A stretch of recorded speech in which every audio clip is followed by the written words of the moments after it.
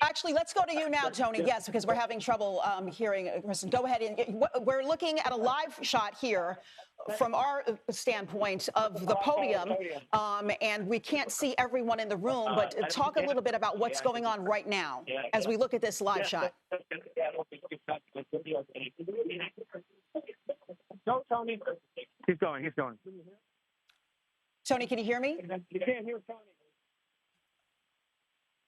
Doing their best to get a message out. Everybody in the room. Okay, Ed O'Keefe, can you hear me? Can you hear Ed?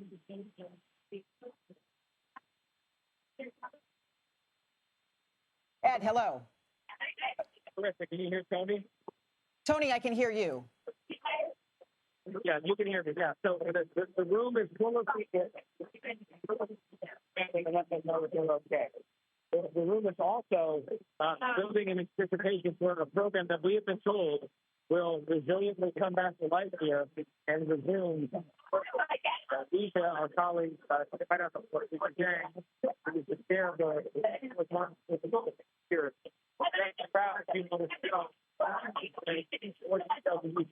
The convention is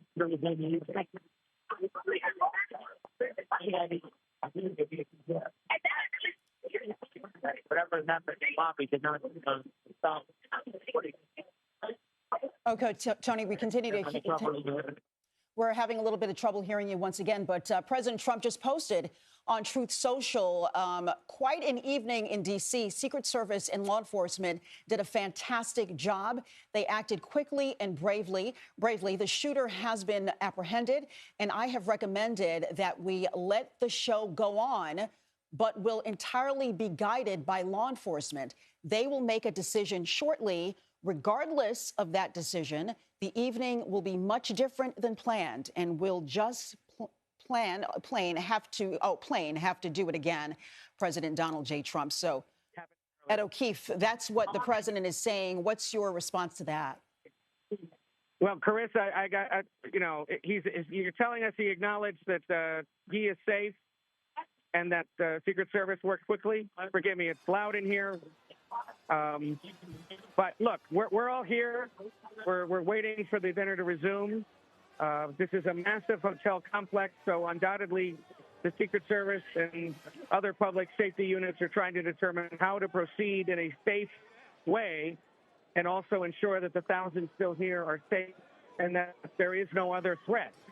That may be part of the delay, but certainly the spirit of this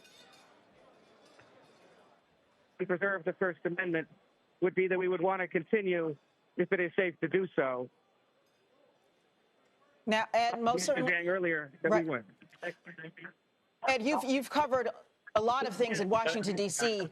What I'd like to know is, has anything like this ever happened to you before at any kind of event where you've become pretty much you're in the room? This happened while you were there, something like this. Usually you're reporting on something like this. Yeah, no, and that's a fair question. Not here in Washington by any means. If anything, this reminds us of Butler, Pennsylvania, when the president was shot at, remember, in August 2024. There are people here in attendance tonight who cover the presidency covering that event when it happened. So undoubtedly, they are certainly recalling those terrible and scary moments and had a moment of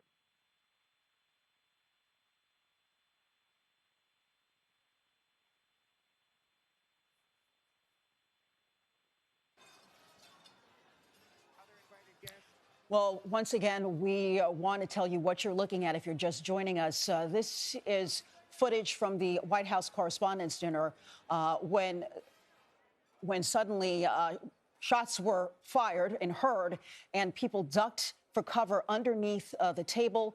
Secret Service went in and grabbed the president within seconds and all of the dignitaries to safety. We're understanding that no one was hurt through this incident. The gunman was apprehended and shot and killed. That is the latest from Washington, D.C. We have all of our big correspondents in the room, and they've been telling us that they're okay. And the president went on Truth Social to say that he's waiting for law enforcement to tell everybody when or if the show will go on. They're hoping that it will continue. This is an incredible night for the correspondents there and the president and the dignitaries who were in the room at the time. But once again, no one was hurt. A gunman shot and killed at the White House Correspondents Dinner. And they're actually resuming the program as we speak right now. So we're going to let them get a chance to settle in. This is a live look at what is going on right now. At the podium, no one's there, but people apparently are sitting down, getting ready to start things all over again. And it's certainly not going to be what it was intended to be in the beginning in terms of it was supposed to be a lighthearted evening. The president, for the first time in his presidency, was attending he had boycotted the incident in his first presidency, and now he was getting ready to end that boycott, address the White House press corps.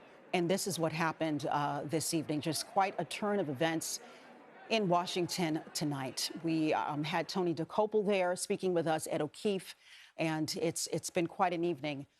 And so we're going to return now to your regular programming and continuing coverage on CBS News 24/7 and CBSNews.com for you.